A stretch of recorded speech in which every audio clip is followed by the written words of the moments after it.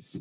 Okay, and so I've worked in the sterile processing space for many, many, many years. And when I started in an actual department in Minneapolis, Minnesota, which is where I'm from, I started as a part-time sterile processing technician.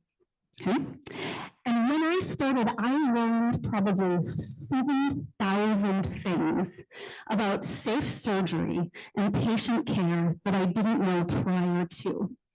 Okay. And one of the most remarkable things that I learned working in that department of the hospital, and mind you, sterile processing technicians are usually in the basement of the hospital. They don't have very many windows. They don't get a ton of accolades, but they have a very important role to play. And one of the most profound things that I learned working in that department of the hospital was that time managed everything. Time managed how quickly I could turn over cases for surgeries, time managed sterilization loads, time managed the biological indicators to make sure all of the germs were killed on the surgical instruments, time managed everything. And it only took me about 2 weeks to realize that time managed something else. Time managed the wait that families had to sit through when they were waiting for care. Time managed the anxious footsteps that were pacing waiting room floors when loved ones were in procedures. And ultimately, time ended up being the gift that care providers give their patients every single day. So today, I'm so excited to be exploring the preciousness and the renewability of time for you because it's been a very profound lesson that I've learned over the past 12 years. So to start off, back. Hi, I'm Linds. I grew up on a farm in western Wisconsin. Do I have any fellow farm kids? Oh, my people, you're here. That's amazing. I grew up on a farm in western Wisconsin, and I learned from a very early age that time was my dad's best friend. In fact, he thought he could actually manage time. He thought he knew the best time for everything. Okay? And he was a farmer, so he kind of had to. He had to understand the length of time that the sun was going to be in the sky to make sure that he could get the crops planted at the appropriate time. He had to understand what the shadows looked like, what the storm patterns were, to understand what the potential weed situation would be in the cornfields. He thought he knew the exact best time for everything. And I want to introduce you to a couple of people. These people are very important to me. They're not my kids, but that's me and my siblings, okay? So something you need to understand about growing up on a farm, we never had house pets like dogs or cats. We had house calves, okay? And so right in the middle there, I like this pet better than all my siblings. That was baby Jack. I'm just kidding, I love my siblings. But that's baby Jack. And all of my siblings and I used to bring baby Jack in the house. He was an orphaned calf, and so we brought him in, and he would run around the living room, and he would sleep in the entryway, and my mom would get really, really upset because, as baby calves do, they make a mess every once in a while. But so do my brother's boots, and my dad's boots, so it was no different, okay? So the first time that I actually had this realization that my dad thought he knew the best timing for everything was when we helped him get the cattle into the barn. Okay, so if you can imagine all 4 of these kids up here, me and my siblings, forming a semicircle around the cattle, okay, to usher them toward the entryway of the barn. Seems simple, right? Now imagine my dad looking at my little sister in the pink, her name was Paige, is Paige, spoiler alert, she lived to tell this tale, okay? He looked at my little sister Paige and he said, okay, Paige, I want you to go stand in the entryway of the barn, and I want you to be the bait. Okay?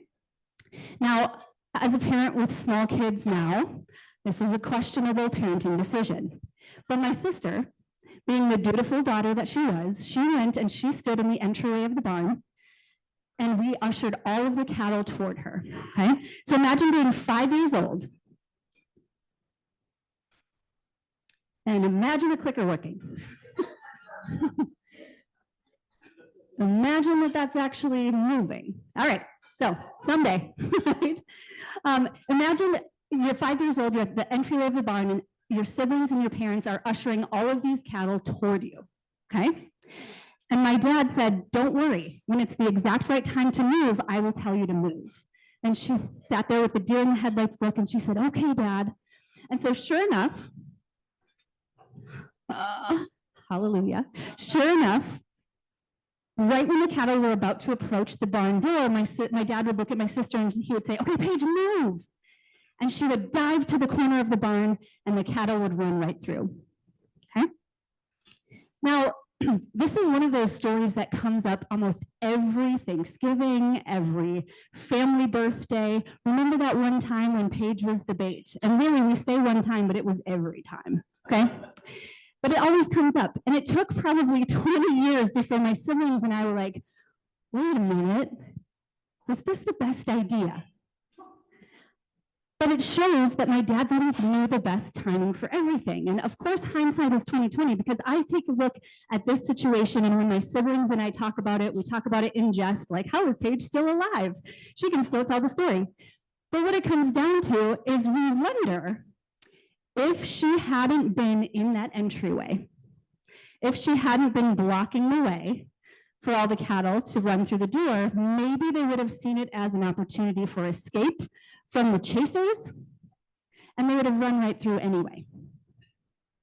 And so it got us thinking even more, how often do we have opportunities where we think we know the best timing for everything, but we limit our opportunities somehow? Okay? How many of you have been presented with an opportunity recently, and you said to yourself, this just isn't the right time for this? Has anyone ever said that? Yeah, we all have, right? Because we think we know the best timing for everything. Now, over the past couple of years, I've come to the understanding that you get little nudges on your shoulder from the universe, from God, from whatever higher source of power you believe in. You get those nudges, those taps on the shoulder. And eventually, if you don't say yes to those taps, they'll move on to someone else. So I want you to consider this idea that perhaps when we think we know the right timing for everything, are we limiting our own opportunities for growth, for change, for added joy in our life? Oh, this is frustrating. All right. So growing up on a farm, I wanted to be a country music singer. Okay? That was my dream. I was going to be the next Shania Twain, the next Reba McEntire, the next Leanne Rimes. I, from an early age, sang to literally everything that would pay me any attention, okay? I sang to the birds when I was climbing trees. I sang to the cattle in the barn. The UPS man would probably hate to drive down the driveway and see me because I'd be like, hey, do you want to hear a song really quick before you go? And he'd always oblige me, but I sang to everyone. I had the cowgirl boots. I had the cowgirl hat. I was destined for fame from age 5, okay?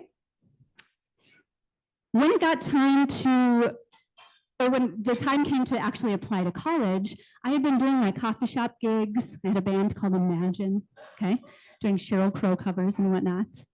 I was singing the national anthem at all the football games in high school. And it got time to apply to college, and I wanted to get a music scholarship because I knew that was the next step in my path towards stardom, okay? So I got a music scholarship, and it landed me an audition in a prestigious honors choir at Hamline University in St. Paul. And I showed up to that audition, and I thought I crushed it, okay? Because obviously I'm going to crush it. I've been planning for this next step for years and years and years. And so I waited for the phone call to come in from the recruiter, from the music department chair. And that phone call came in 2 weeks after my audition. And on the other end of the line, the woman said, congratulations, you've made it into the general choir. And I was like, oh, is that another name for the honors choir? And she said, no, ma'am, you've made it into the general choir. And I said, oh, well, do you have to try out to be part of this general choir? And she said, no, ma'am. Anybody who's interested in music can be part of this general choir. Now, how many of you know any 18-year-olds that are super rational? Zero, cool, me too. So I was an 18-year-old who was not super rational, and I thought in that moment, when I did not get into that honors choir, that all of the work, all of the preparation that I have done since age 5, entertaining people, singing to people, making them laugh, making them feel something. I thought in that moment, all of those dreams were wasted. All of that time was wasted. Because in an 18-year-old brain, not fully developed yet, that's what that meant.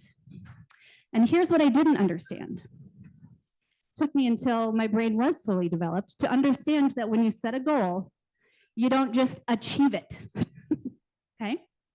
It took me a long time to learn that when you set a goal, you start working toward that goal, and then you doubt yourself, and then you learn a little bit, and then you fail, and then you practice more, and then you feel lost, and then you get it, and then you struggle, and then finally, eventually, you achieve it. That's not gonna fly in an 18-year-old's brain, okay? But hindsight, as we know, another I pun here, is 2020. And so I learned very quickly that all of the work that I had done,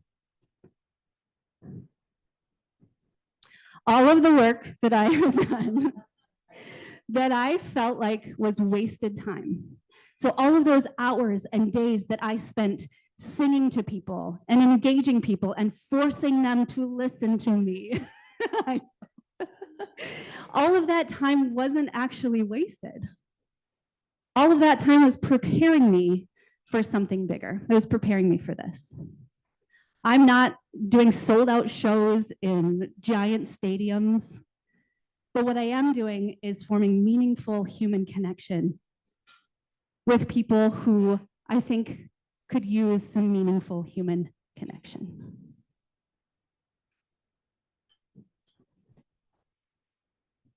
I'll be doing acrobats up here. Jeez Louise. All right. We got to get this figured out, guys. All right. Okay, stop there. So, spoiler alert, I didn't make it to the big stage as a singer, but I decided, you know what I'm going to do? I'm going to go into healthcare. And so I decided to change degrees from music to become an occupational therapist. Okay, I had done occupational therapy internships all through high school. I was pretty set on the fact that I could be very successful in the occupational therapy field. I took my first anatomy and physiology class, and there happened to be a cadaver in that class. And this cadaver happened to have a pacemaker in her chest. And the second the chest opened up to see the pacemaker, I hit the floor so hard. I passed right out. And the next day I switched to communications. I was like, clearly the healthcare industry is not my jam. This is not for me. I'm going to do something less bodyful. I'm going to stick to communications. So I switched to a communications degree. And when I graduated, I landed the what I thought was the dream job. Okay, there was this coffee company in Minneapolis called Dunn Brothers Coffee. If you've ever been to Minneapolis, there are other cities along the Midwest that have them. The corporate office there opened up a public relations role just for me, a new graduate. And I was like, oh, this is amazing. Like I get to finally do something that I feel like I'm really good at. I got to, make a name for myself in the public relations industry. I got to be really good at this job. So I took this job. And those opportunities that come up sometimes and you're like, ooh, not the right time for me. I got a phone call from a guy I used to nanny for in college. He happened to own a medical device company who sold, those straw brushes that you should use on your straws every time you use a reusable straw? Yeah. So this company sold those straws only for cannulated medical devices. You can imagine what those straws push out of those cannulated medical devices. But he called me and he said, I think you'd be really great on my sales team. Will you consider applying for the sales job that I have open? And I was like, man, this is amazing, but I just landed my dream job in public relations. I don't think it's the right time. And he said, just think about it. So I did. About a week later, I called him back and I was like, okay, I'm going to give it a shot. I'll come in and interview. I'll feel it out. I'll see how it goes. And he said, okay, great. And during the interview process, I was told that I would essentially be handed the West Coast. So California, Arizona, Nevada, Washington, Oregon. And my task was going to be to sell these essentially tube brushes to hospitals and surgery centers on the West Coast. They were like, you can do it any way you want, but you're an inside rep. We'll only approve so much travel. And I was like, okay, noted. And I decided to take that role. And in doing so, I decided to go on a mission to make myself the cleaning brush lady of the West Coast. Okay, that's what I wanted to be known for. I wanted to be known for being the cleaning brush lady at every hospital and surgery center that I possibly could on the West Coast. And I did so by building a presentation about cleaning brushes. And if you guys want to stick around late, I'm happy to give that presentation. Is it 60 minutes talking about friction and fluidics and brush diameter and bristle length? Yes, it is. I will not bore you with that. But to the people in sterile processing, this is the stuff that actually does matter because it leads to patient safety. Okay? So I went on this mission. I built this 60-minute presentation about manual cleaning of surgical instrumentation and the implications of patient surgery. And I went to as many hospitals on the West Coast as I possibly could, trying to establish myself as the cleaning brush lady. Okay? I had been doing public speaking for a while.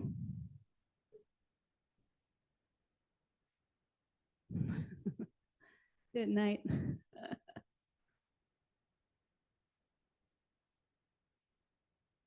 All right, it's just a video of me anyway, it doesn't really matter. But anyways, I went on this, to this one hospital. It was actually Stanford University in Northern California, central-ish Northern California.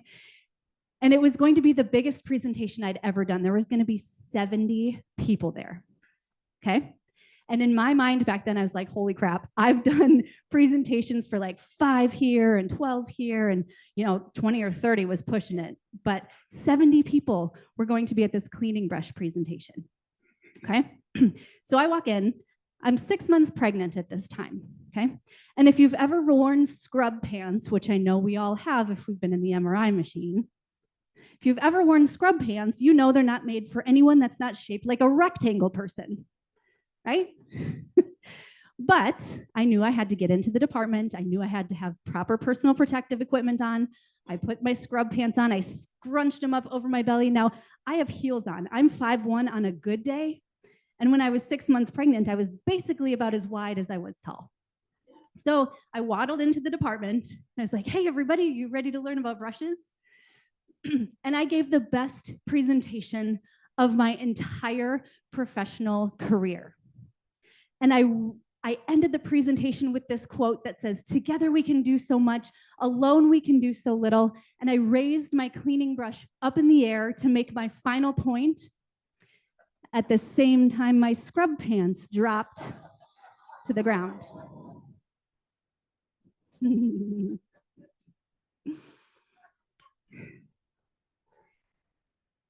Now, there was a lot going through my brain in that moment. Most importantly, the eyeballs that started up here and we're now down here, okay? The most pivotal presentation I thought of my entire career, and my drawers dropped to the ground, okay? So I went into this presentation thinking that I was gonna establish myself as that cleaning brush professional, like the resource they could go to for all things surgical instrument care and maintenance. And what do you think they remembered me by henceforth? The girl whose pants fell off during her presentation, yeah. In fact, the Healthcare Sterile Processing Association's annual show is tomorrow in Louisville, so I'm flying out tomorrow to go to Louisville. And last year at that same conference, someone came up to me and they were like, oh, I think I remember you. And I was like, amazing. Where have we met? And they were like, you're the girl whose pants fell off in that brush presentation. And I was like, that was 9 years ago. And here's why I love telling this story. Ooh, I want to make a point here. I love telling this story because we go into certain situations thinking that we're going to be known for something specific. But we're going to be memorable for different reasons than we predict. How many times have you said no to an opportunity because you're like, ooh, I don't know how the optics of this just don't make me super comfortable? People are going to remember you for something entirely different than what you set out to be remembered by. So why not just say yes to those scary opportunities? Those ones you know might bring you joy, those ones you know might fuel you and bring you life. I had to have my pants fall off in order to make that connection, but here we find ourselves. Okay, so 3 months after that presentation, I had my baby, okay? Her name was Vivian. Excruciatingly long labor, but it is what it is. I had a doula. Does anyone know what a doula is? Yeah. So I had a doula. It's someone who provides physical and emotional support during labor, postpartum support after baby comes. Beautiful human. Her name was Megan. And she came to visit me for a postpartum visit after my daughter was born.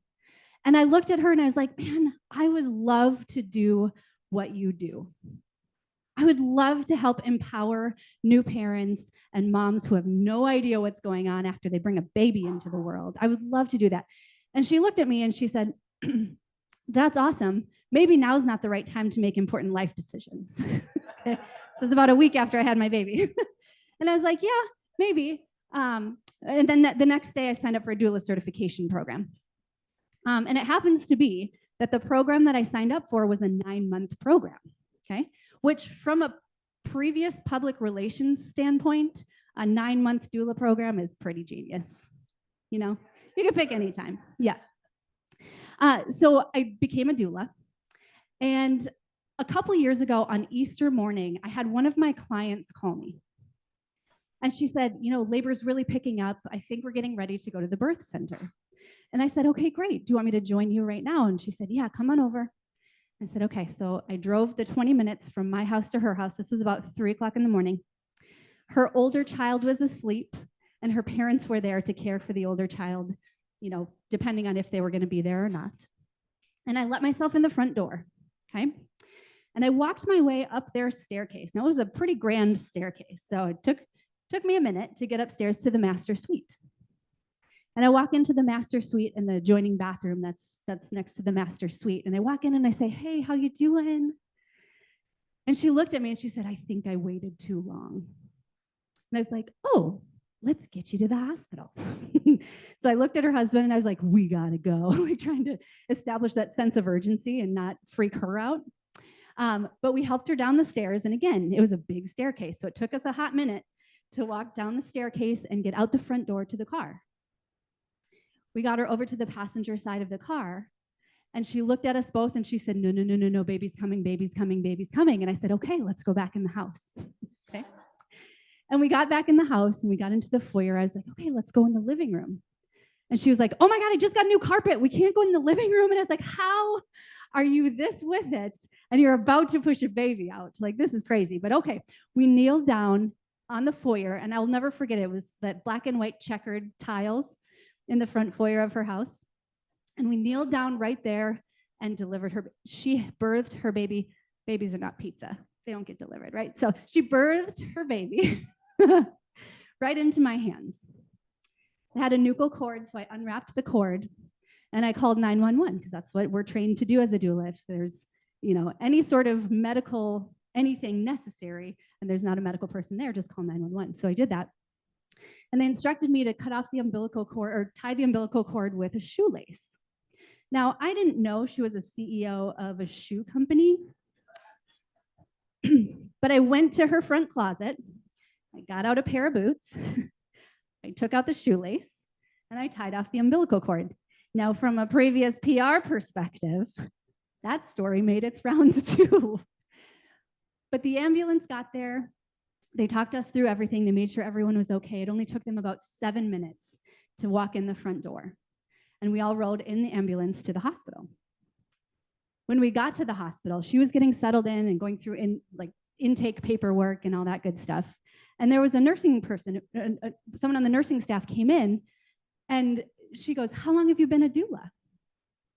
And I was like, normally I would answer this question by saying, I've been a doula for 5 years, 4 years, however long it's been. But today, I'm going to answer that question by saying, I've been a doula long enough to know what to do during an accidental home birth. And she was like, "What happened?" And it got me thinking, how often do we get asked how long we've been doing something? And we immediately resort to the number of years or hours or weeks or months that we've been doing it. And in doing so, we focus on the start of it and the stop, or the start of it and the present moment, and we don't pay any heed to all of the nuanced, messy, beautiful lessons that we learn between the starts and the stops. So from that day forward, I was like, I am no longer going to say that I've been a doula for now 7 years. I'm going to say that I've helped bring 118 babies into the world, 2 of them accidentally at home. That's a story for you, because that's where the beauty lies, in the human connection. How many times when you ask someone, "Oh, how long have you been doing your job?" and they say, "Oh, I've been doing it for 15 years. And you're like, "Oh, cool." And then you move on, right? But if you have some sort of retort that really pays homage to all of the beautiful stuff that happened in the in-between, someone's going to say, "Really? Tell me about that." And there's an opportunity for human connection at that point. The best way to measure time is by what happens between the endpoints, not simply by the start and the stop of it. Ta-da! This is my favorite doula gift I've ever gotten in my entire life. Mind you, it is outside the scope of service for a doula to spend any time at your cervix, but I love a good play on words. So there we have ourselves. Okay, so get this. I'm the cleaning brush lady. I'm a doula. I'm a new mom. I looked at my husband and I was like, "Man, I should find some stress relief techniques." He's like, "You think?" And I was like, okay. So I did some research and I started looking into cold therapy, like ice baths. Okay. Now, mind you, I live in Minnesota, so it's not a stretch. Okay. It's basically an ice bath walking outside anytime between September and May. But I was like, okay, I did the research. I learned all about the benefits of cold therapy, how it helps, vagus nerve training. It's basically infusing all of your vital organs with blood flow. Good for mental health. It's good for sleep quality. I checked all the boxes and I was like, this seems extreme, but it also seems very short. Like I don't have to do it for a long time to get huge benefits. I'm in. Okay. This is the first time I ever submerged myself in a cooler of ice water. Okay. It's a Yeti cooler, yes. And as I was preparing to step into this cooler, there were about 6 coolers lined up next to each other. And I looked inside of it, and I think the woman in the cooler next to mine could sense the fear that was building. Now, I'm native to Wisconsin, Minnesota. Cold is not new to me, but making the active decision to just like sit there in a vat of ice was a little different. And so I think she could sense the fear that was building in my system. And she looks at me and she goes, "Just use your breath. You're going to be fine." And I was like, "You talking to me?" "What?" She said, "Just use your breath. It's the best resource that you have. It's the best tool that you have to get through this." She said, "All fear is that you're forgetting every available resource." And she said, "In this moment, your breath is your best resource. So use it." She said, "Inhale to the count of 6 and exhale on the count of 6. Step your feet in the water, take a big inhale to the count of 6, and when you exhale, lower yourself all the way down. And then just keep that motion going." And so I did. And 3 minutes later, I somehow got myself out of this vat of ice. But while I was sitting there, I let that fear creep in again. And I thought, you know what? It's a good thing I'm in an ice bath, a cooler right now, because this is how I die. And If I'm going to die in this ice water, they can just close the cooler and save me for later. Okay? Thaw me out when the time comes. But then I remembered her saying, fear is forgetting every available resource. When I let that build, I remembered her saying, your breath is your best tool, use it. And so I got through that first ice bath. And I've gotten through many tough scenarios after that, understanding that this acronym exists. Oh, come on, man. All right, well, that's what it is. Perfect, yes. When those big feelings arise, when the feelings that feel like they're bigger than your body, like bigger than your being, one thing that experience taught me was that feelings are not fact. Feelings are data. Feelings are data that are telling you, take a nap, take a breath, take a break, have a snack, use your breath. Those feelings that feel big, those feelings that feel unmanageable, that's data telling you that you are in need of additional resources. You're in need of finding a tool to help you cope. And that's something that I've carried with me from that moment forward too. May 18th, 2022, I felt fear unlike anything I've ever felt. And I've given this presentation probably 60 times, and never to a group of people that actually lived it until today. May 18th, 2022, I went to my eye doctor because my eye was feeling kind of heavy. I was getting blurred vision. I was like, balls, I need a new prescription. I need to go get new glasses. And I went to my eye doctor. I was at a Target optometrist. And he was like, wow, it's been a couple of years since you've been here. I was like, I don't need the guilt trip. I just need new glasses. And I sat down in his chair and he did the whole letter number thing. And he was like, wow, your right eye is really different than what it used to be. And I was like, yeah, that's why I'm here. Help me. And so he did this additional scan and he said to myself, and I'm curious, how many of you had this exact experience? He said, I think you have a retinal detachment. Anyone else gotten that same feedback? Ooh. I think there needs to be some more training in the optometry world. He said, I think you have a retinal detachment. And I said, okay, that sounds awful. What do I do? He's like, I think you should see an ophthalmologist. And I said, great, give me a referral. I'll make an appointment for next week. And he said, no, today. I was like, okay, retinal detachments must be a big deal.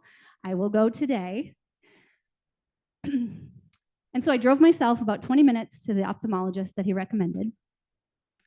And those settings or those buildings or those rooms that you walk in and your nervous system just goes on high alert. Like something just feels off, right? Like you can almost sense it. Your nervous system is smart. That's why you can sense it. My immediate thought was, wow, it must suck to work here because everyone seems really sad. And that was a very naive thing for me to say.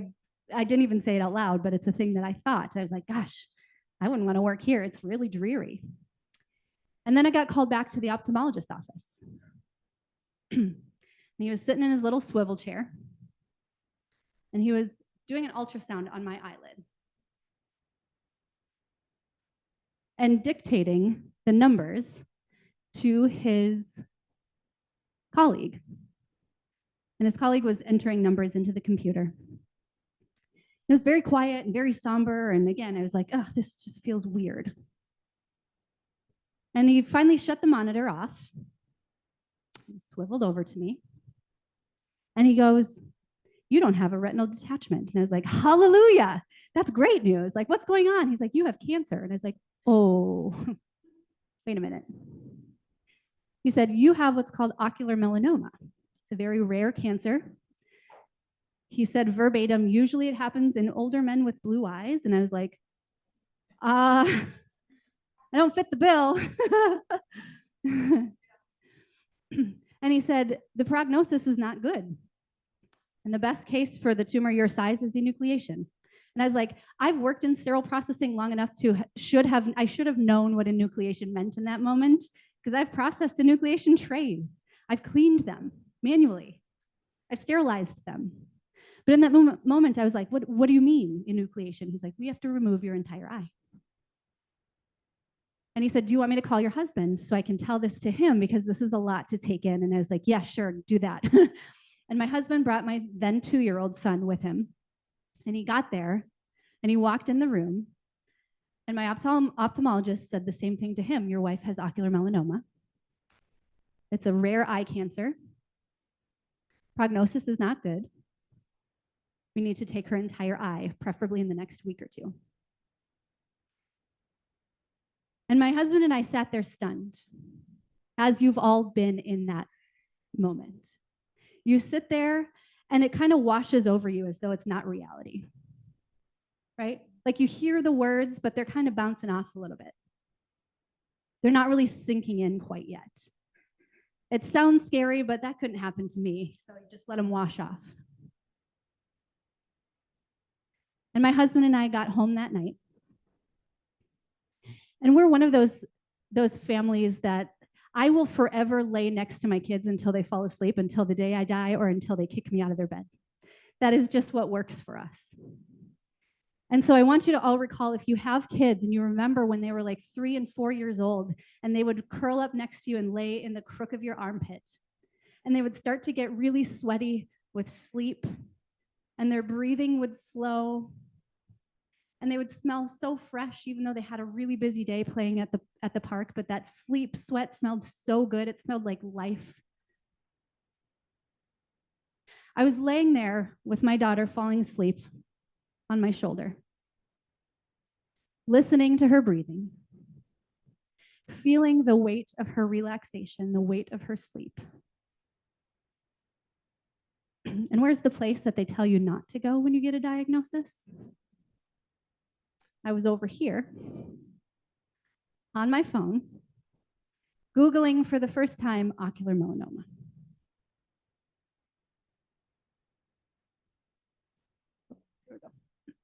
And I was learning all of these things that Google tells you. All of these things about being a statistic. All of these things that were essentially allowing that fear to creep up and paint my reality. And when my daughter was asleep, I went out into the hallway and I absolutely crumbled. My husband saw me. He came and he put his arm around me. And he said, you remember what fear is, right? Fear is forgetting every available resource. It is 11 p.m. right now. We can't do anything in this moment, but tomorrow we can find the people that we need to help us not be a statistic, to help us have hope. I had so much appreciation for you this morning when you heard 30 minutes of a conversation and you got up and said, I'm going to change how I approach preparing my patients for these procedures. It took you 30 minutes to do that. And my heart just sang, because that's the kind of care that those resources that I'm talking about, that fear drives you to, those are the resources, those are the people that help give us hope in the moments that feel so bleak. In the moments where your daughter is falling asleep and you're not sure if you're going to see her start kindergarten. And you're not sure if you're going to see your high schooler graduate. And you're not sure if I'll ever get a chance to connect with an audience in a way that truly matters.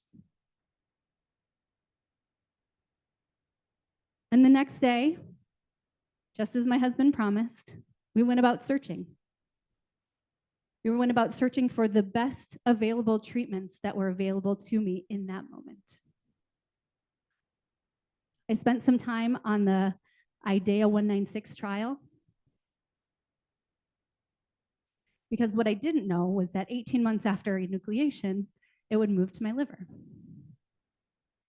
And that first scan, I don't know who said it, but whoever on the patient panel said this could not have spoken more truth into the room when they said, the initial diagnosis is so scary, and also that moment that you get the scan that said it's spread is equally, if not more so.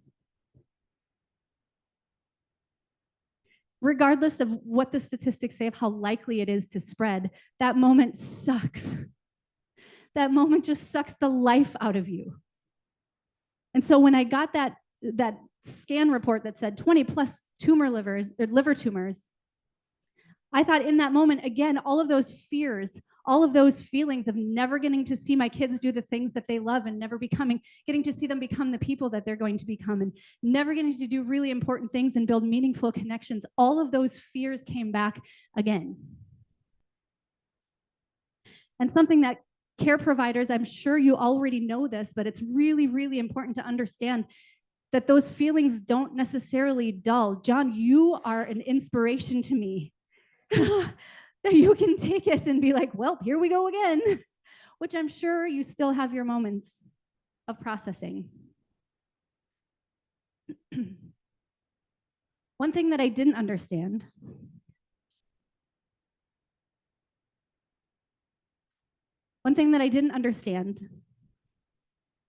is that living with one eye instead of two would open up some really interesting possibilities and opportunities. Number one,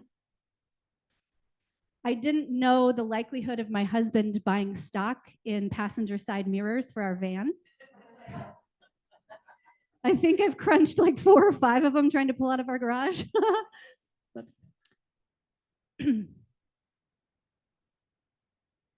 I didn't know that having one eye would allow my kids to tell their friends how cool I am. That mama can pop her eye out whenever she wants. I didn't know it would be a bargaining chip either with my kids. I lost a bet with my 14-year-old softball team, and their stipulation was if they won a tournament, which I was sure they would lose. They were the youngest team, they had the fewest players. Lesson number 1, don't bet against your kids. But they won. And so my daughter came up to me and she was like, you have to get a softball eye. And I was like, so I emailed my ocularist and he thought it was hilarious. And so he crafted this eyeball that's bright green. It looks like an alien with red laces. If you want to see a picture, I've got one. And do I wear it to every softball game? Yes. Does she hate it? Yes. But I'm like, you did this. I also didn't know it would fuel my kids' creativity. My daughter draws most of my tattoos. I've got a full sleeve over here. I've got some extra ones. And she came to me about a month ago and she said, I've got a new tattoo idea for you. And I was like, sweet, what is it? And she showed me the sketch that she had done. And it was a coffee carafe pouring coffee next to a coffee cup.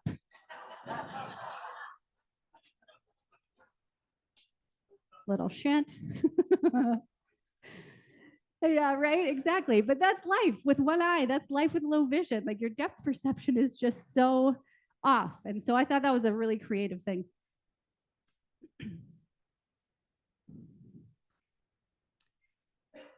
The other thing I didn't realize, and this is something that took me probably, oh gosh, I was probably partway through immunoembolization when this struck me.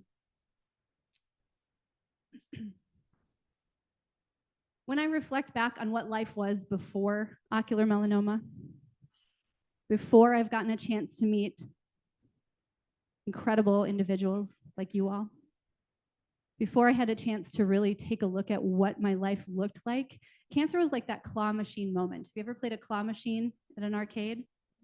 That diagnosis was like that claw machine that picked me up out of my daily reality and it forced perspective. It forced me to take a look at what I was sharing my time with, what was getting me super worked up, what was making me angry, what I was stewing about. And it turns out when you get this diagnosis and you have that perspective and you take a look at all those things, 80% of it just doesn't matter. Like all of the energy that I was putting into getting upset about stuff that just doesn't matter, I wouldn't have seen that had it not been for that moment of perspective, that claw machine moment that picked me up and said, look how you're sharing your time. And the reason why I focus so heavily on this concept of time is because we villainize time, even with the language that we use. We spend time, we waste time, we kill time, we blame time for not sharing it with the people we love, and seeing the places that we want to see. Time is always the enemy when we talk about it. But I know you know this, that time is precious. That is no secret. But it's also the most renewable resource we have access to as human beings. Every morning, we wake up with a fresh bank of time. And I've done all the assessments that say, okay, make a list of your top values as a human being, and then make a list of what percentage of your day actually matches with those values. And it's a really interesting exercise. Because what I've found is how I share my day is how I share my week, is how I share my month, is how I share my year. And without that perspective showing you what really matters, it's easy to get caught up in the little things, because as the little things build up, they look like big things until that perspective hits. And all of a sudden, they're not that big and not that important. And you can clear the way for the things that actually are. I've met a couple other Delcath pioneers in the room. I started doing Hep-Zato kit about 8 weeks ago, and actually last Wednesday was my second round. And you may be saying, wow, you're up and at it. And if it was after my first procedure, I would not be here, because that sucked. It was rough. But the second time around was a little bit easier. And it's opportunities like this for us to get perspective on what's going on behind closed doors and in those research rooms and in those labs to help us, to support us, to give us that hope. Gosh, I love that word. There's so much power in perspective. And there's so much power in understanding that time, yes, it is absolutely precious, but it's also renewable. Just because today went by really quickly doesn't mean tomorrow is going to too. And I have a great friend in the ocular melanoma community that said, I'll be here today, I'll be here tomorrow, and tomorrow's add up. And so my hope, my wish for all of you is that you understand just how powerful it is to believe that time is on your side. Because in its preciousness and in its renewability, it is, if you choose to believe it. Thank you all for allowing me to have this discussion with you.